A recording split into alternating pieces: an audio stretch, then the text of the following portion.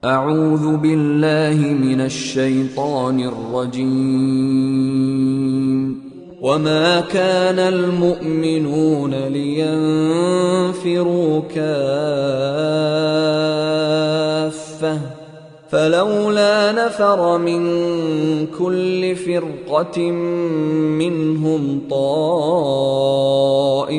ليتفقهوا في الدين ولينذروا قومهم إذا رجعوا إليهم لعلهم يحذرون. Bismillahirrahmanirrahim. Setelah kita bahas tentang hakikat keimanan, kita mengetahui bahwa iman itu adalah sebuah keyakinan yang tertanam dalam diri kita tentang kebenaran Allah Subhanahu wa taala. Tentang kebenaran malaikat Allah Subhanahu wa taala, tentang kebenaran Rasul Allah Subhanahu wa taala, tentang kebenaran kitab Allah Subhanahu wa taala, tentang kebenaran hari akhirat, janji-janji Allah pada hari akhirat, dan tentang kebenaran qada, baik maupun yang buruk. Inilah keimanan. Ya.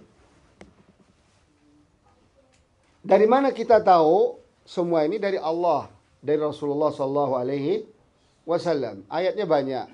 Amana rasulu bima unzila ilaihi min rabbih wal mu'minun. Dan banyak sudah kita bahas ayat-ayatnya.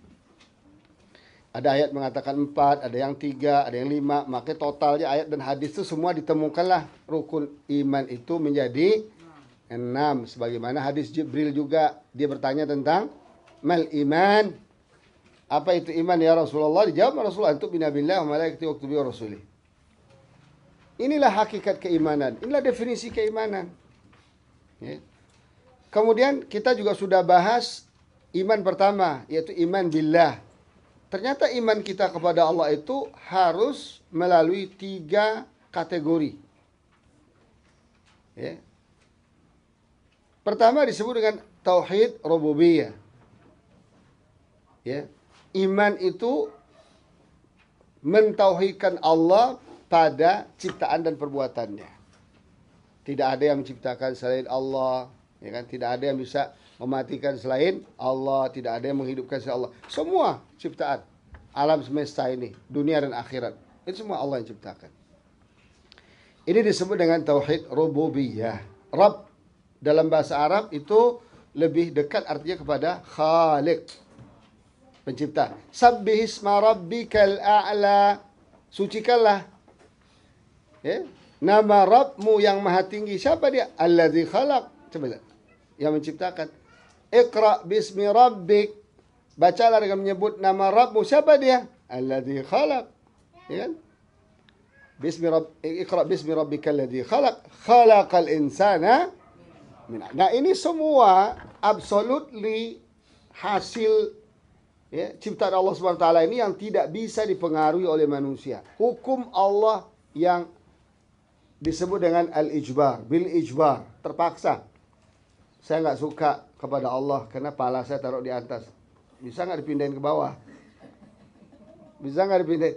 Saya nggak suka otak saya taruh di atas, maunya di dengkul. Ya kan? Nggak bisa. Jadi cipta Allah. Saya nggak mau matahari itu muter, mau tetap aja di atas kepala saya nih.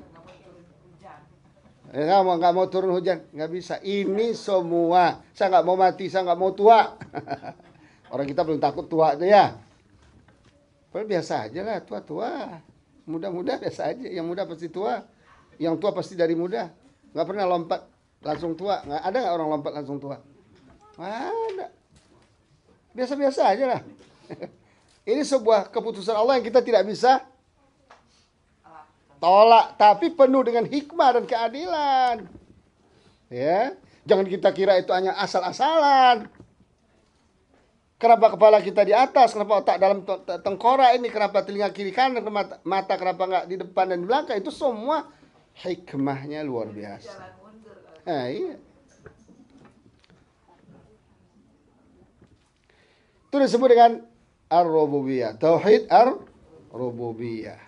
Rabbil alamin. Makanya alhamdulillahi rabbil alamin. Segala puji hanya bagi Allah pencipta alam semesta, pemelihara alam semesta, pemberi rezeki alam, pelindung alam, pencipta, penghancur semua. Itu sifat dia. Rabb, segala macam sifat dan perbuatannya. Kemudian yang kedua disebut dengan tauhid uluhiyah. Apa artinya? Disebut juga dengan tauhid ubudiyah. Taklih, mengilahkan Allah. Ketika kita udah mengilahkan Allah saja, tauhid itu saja mengesahkan Allah dalam ketuhanannya, konsekuensinya at-ta'ah.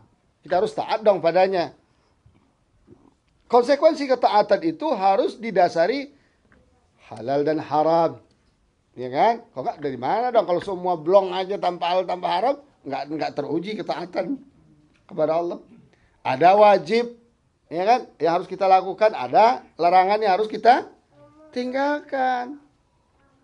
Jadi terkait halal dan haram, terkait perintah dan larangan, ya kan? Dan secara keseluruhan disebut dengan Islam. Al-Islam, sistem. Disebut dengan Al-Islam. Wa raditu lakumul Islama dina. Disebut dengan dinul Islam.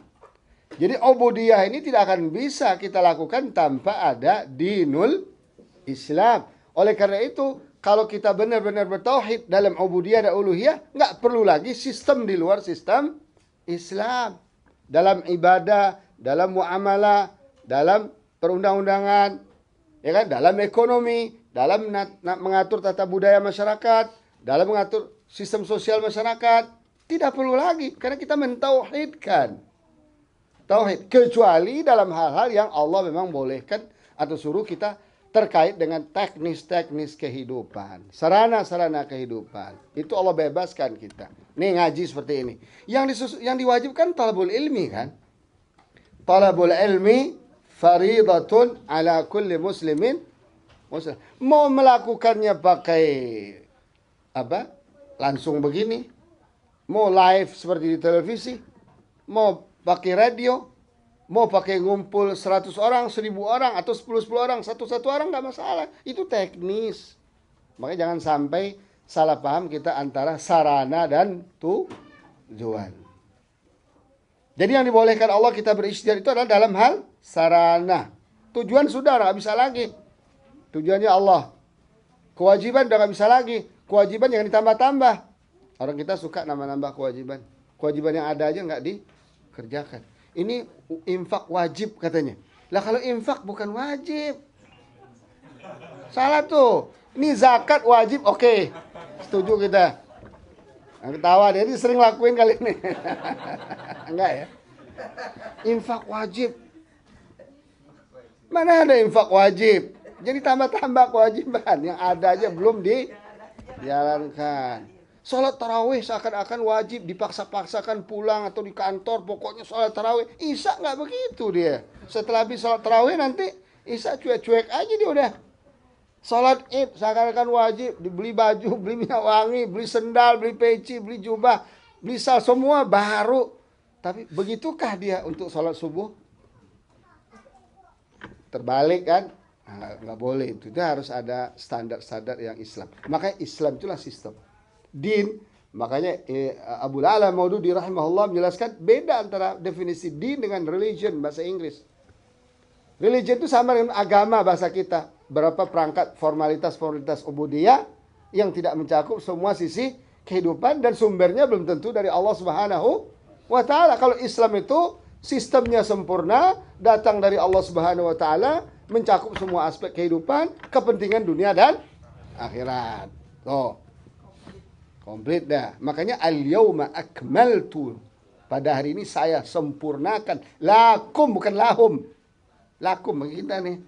Bukan bagi Nabi doang, tapi bagi kita dan umat nih. Wa raditu lakumul Islam. Diridailah Islam sebagai din. Kemudian yang ketiga disebut dengan tauhid al-asma wa sifat. Nah, tauhid al-asma wa sifat ini saya melihat banyak yang tidak mau mendalaminya. Padahal di sini kata kunci tauhid itu sebenarnya.